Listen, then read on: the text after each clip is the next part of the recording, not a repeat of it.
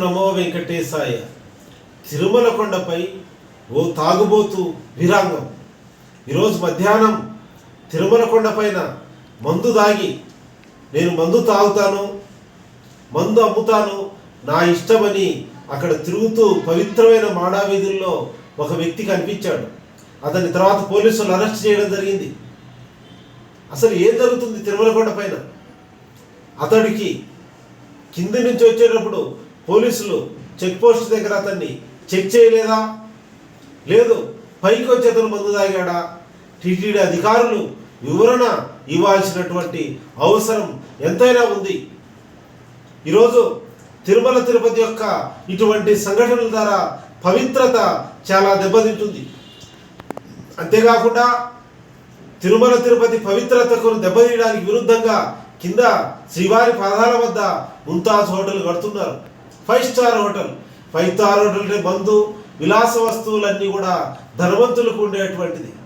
కనుక ఈరోజు తిరుమల తిరుపతిలో సామాన్య భక్తులకు ఏమి అవసరమో ఏది అవసరమని కాకుండా కూడా భోగలాలస విలాసత తిరుమల తిరుపతి యొక్క పవిత్రతను పూర్తిగా దెబ్బతీస్తున్నారు.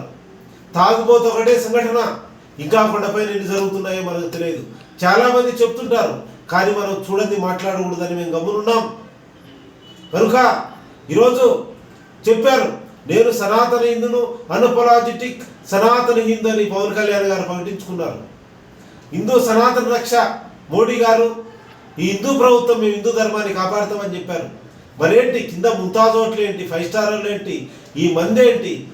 మొత్తం ఈ తిరుమల యొక్క పవిత్రత మొత్తం కూడా చాలా దెబ్బతింటుంది. అయ్యా, మీరు ఇదేనా హిందూ ధర్మాన్ని కాపాడడం? మీరు కనుక ఈ హిందువులందరూ కూడా మేల్కోండి. తిరుమల తిరుపతి దేవస్థానం అప్రమత్తమై రాబో రోజుల్లో ముంతాజ్ హోటల్ అర్జెంటుగా నిషేధించండి. ఇది సామాన్య భక్తులకు ఉపయోగపడేది కాదు. భక్తులు చాలా ఆగ్రహంగా ఉన్నారు. మీరు కనుక ముంతాజ్ హోటల్ లాంటి నిర్మాణం చేసి ఇటువంటి భోగలాలస్త పెంచి తిరుమల తిరుపతి పవిత్రతను మీరు టీటీడీ దేవస్థానం కాపాడలేకపోతే మీరు చరిత్రలో చెడ్డ పేరు మూట కట్టుకుంటారు.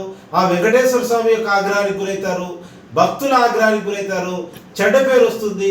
కనుక మీరు వెంటనే సరిదిద్దుకొని భవిష్యత్తులో ఇటువంటి జరగకుండా చూడాలని తెలియజేస్తున్నాను.